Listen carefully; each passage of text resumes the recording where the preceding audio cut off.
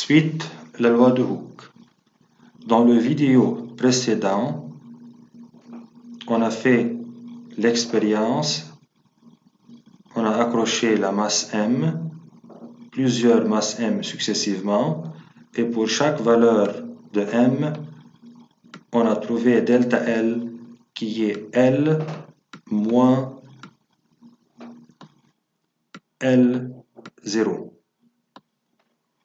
Pour chaque valeur de P, on peut trouver la valeur de P qui est égale à la valeur de T ou bien la valeur de F déjà démontrée. Lorsqu'on trace ce tableau, on doit maintenant tracer le graphe qui représente les valeurs de F ou bien les valeurs de P ou bien les valeurs de T, F égale à T, en fonction de delta L qui est l'allongement. Bien sûr, on doit poser une certaine échelle. Sur l'axe des Y, sur l'axe vertical, on pose les valeurs de F, ou bien de T, ou bien de P du tableau. Et sur l'axe horizontal, sur l'axe des abscisses, les valeurs de l'allongement delta L en mètres. On choisit une échelle convenable pour chaque axe et on trace les valeurs.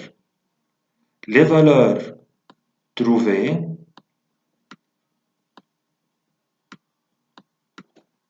marquées sur le graphe, on trouve que les valeurs de F en fonction de delta L sont alignées, c'est-à-dire se trouvent sur une même droite qui passe par l'origine O.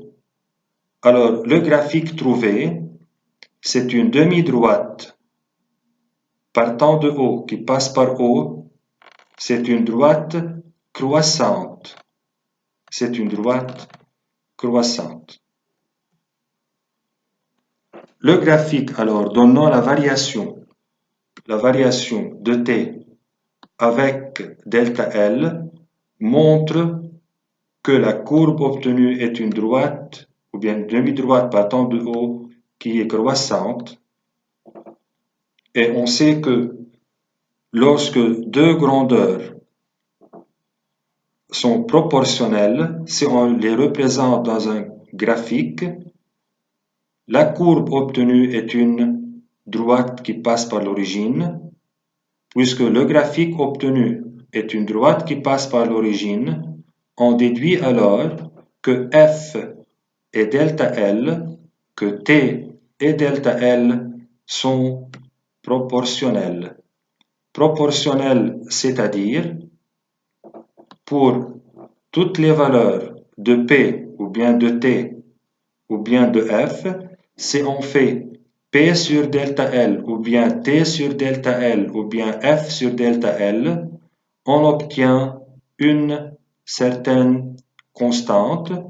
Pour cela, on dit que ces deux grandeurs qui sont T ou bien F et delta L sont proportionnelles et le rapport de proportionnalité égale à 24,5.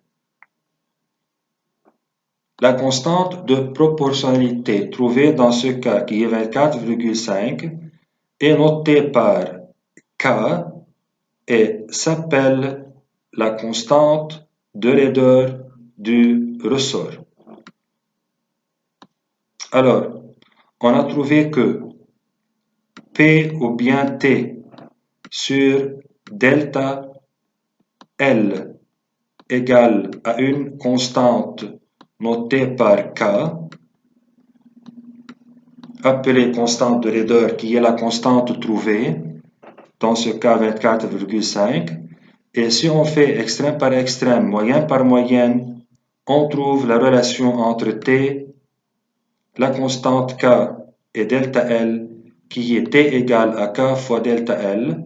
C'est la loi de Hooke. Dans le système international, T en newton, K en newton par mètre et delta L en mètres qui est l'allongement. Le graphique tracé a comme titre courbe d'étalonnage du ressort, c'est-à-dire la courbe s'appelle courbe d'étalonnage du ressort.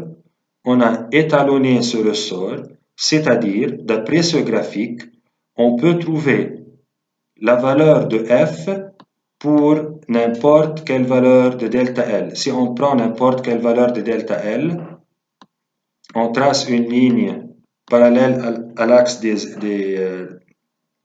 tensions, puis on trace une ligne parallèle à l'axe des abscisses, et d'après le graphe, on peut trouver la valeur de f qui correspond à n'importe quelle valeur de delta L, et inversement, si on a n'importe quelle valeur de t, d'après le graphe, on peut trouver la valeur de delta L. Pour cela, cette courbe s'appelle courbe d'étalonnage du ressort. La loi de Hooke, enfin, c'est la relation entre T, K et delta L. T égale K fois delta L.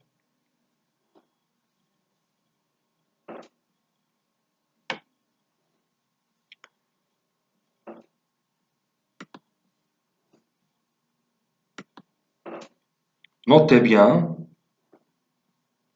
pour trouver K en newton par mètre d'après le calcul, il faut que delta L soit en mètres et F soit en newton.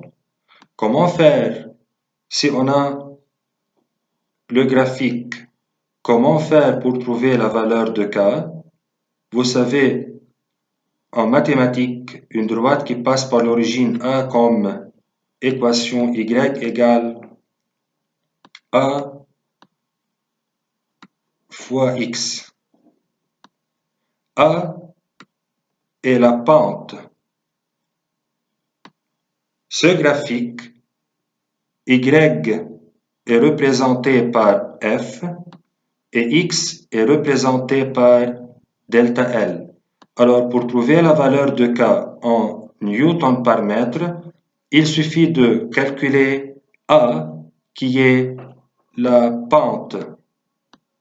Et vous savez comment on peut faire le calcul de la pente. On trouve la pente A et la valeur de A égale à la valeur de K en newton par mètre si delta L en mètres et F en newton.